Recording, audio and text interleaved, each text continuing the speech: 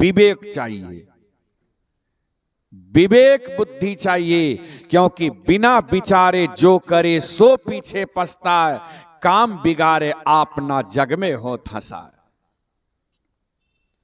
अरे उनके पति, उनकी बड़ी बहन के पति बीमार हो गए थे, शरीर कमजोर हो गया था, कड़ाके की ठंडी थी, तब न बेचारी बाह पकड़ के ले गए लेटरिंग रूम में अस्थिर से, फिर लाई निकाल के, और पति के लिए सुस गर्म पानी की थी।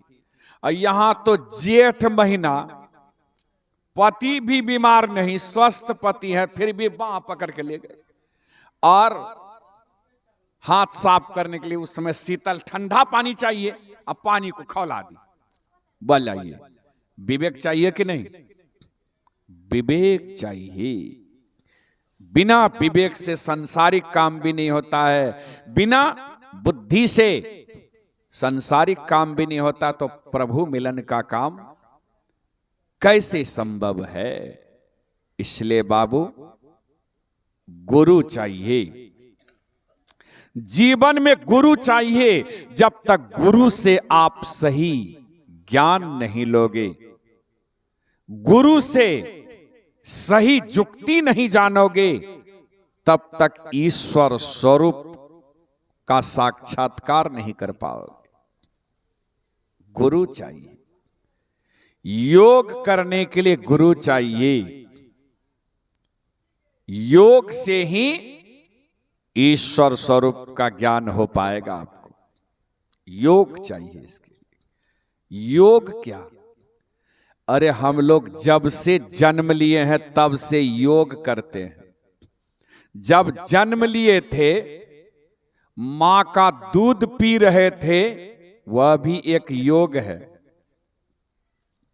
जन्म लिए बच्चे अगर मां का दूध पी रहा है तो वह भी एक योग है, क्योंकि मां का दूध पी रहा है बच्चा, योग है। जब मां बेटा का संबंध नहीं जुटेगा तो बच्चा जीवित रहेगा। मां का स्नेह अगर बच्चे पर नहीं रहे, बच्चे को अगर मां दूध नहीं पिलावे तो बच्चा जीवित रहेंगे। मां बेटा का जोग देखिए, फिर भात रोटी का जोग, रोटी खाना भी जोग है,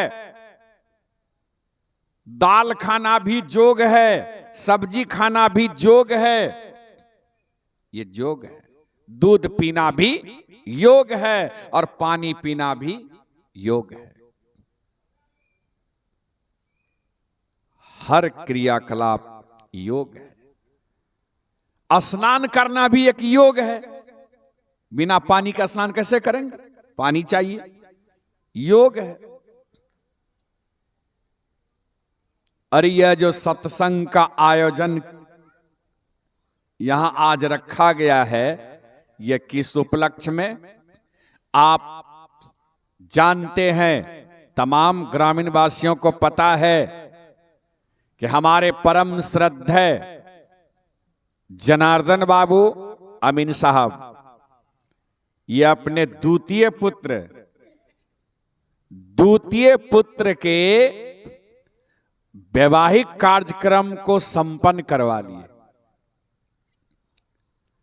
शादी संपन्न करवा लिए। शादी के उपरांत यह सत्संग जग रखा गया है। क्यों?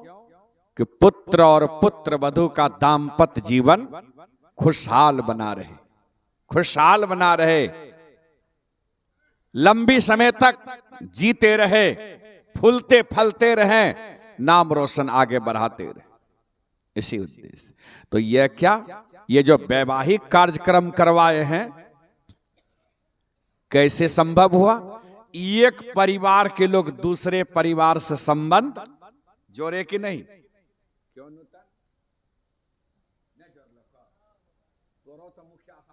क्यों नाता? अरे एक परिवार के लोग दूसरे परिवार से संबंध स्थापित किए, यह भी एक योग है।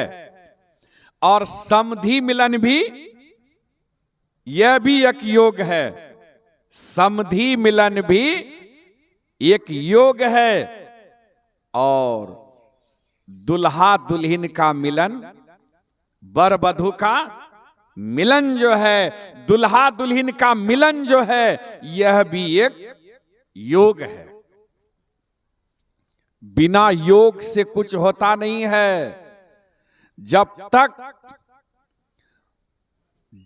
तक आप दाल रोटी सब्जी भात का योग नहीं करेंगे तो जी पाएंगे, जिंदा रहेंगे? दाल रोटी सब्जी भात रसगुल्ला मिठाई रसकदम चाहिए इस शरीर को। जब तक इस शरीर में नहीं डालेंगे वह, जब तक उसका योग नहीं करेंगे, तब तक आप जीवन धारण नहीं कर सकते हैं, तब तक आप जीवित नहीं रह सकते। यह भी एक योग है।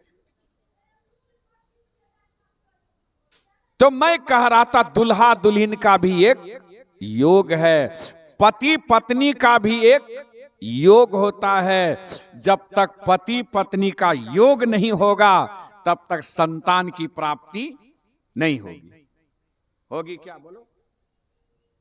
जब तक पति पत्नी का संजोग नहीं होगा, पति पत्नी का योग नहीं होगा, तब तक संतान की प्राप्ति नहीं होगी, तब तक संतान सुख आपको नहीं मिलेगा।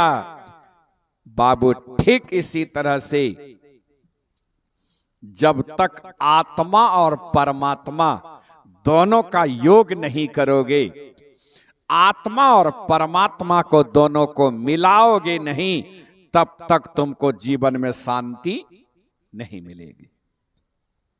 अगर जीवन में शांति चाहता है, जीवन को खुशहाल बना के रखना चाहता है, तो आत्मा और परमात्मा का मिलन कराओ। मिलन में सुख है, मिलन में सुख है। बिछुड़न में दुख और मिलन में सुख। यह मिलन कैसे होगा? हठात चाहिएगा, जल्दीबाजी में चाह लीजिएगा तो होगा। अरे कुछ प्रक्रिया है इसके लिए। जिस तरह से दाल अभी बनाए नहीं है और कहिएगा कि हम योग कर लेंगे तो होगा? कच्चे दाल खा लीजिएगा। सब्जी बनाए नहीं है, कहिएगा हम योग कर लेंगे तो होगा? अरे सब्जी कतरना होता है, तब उसको धो करके लोहिया में छौंकना होता है, तब झोलना होता है, नमक हल्दी मसाला देना होता है, तब उसमें रस लगाना होता है, सिद्ध करके तब ना आप। अब सिद्ध करने के बाद चाहिएगा गर्मे गरम खा लेंगे तो होगा? खाने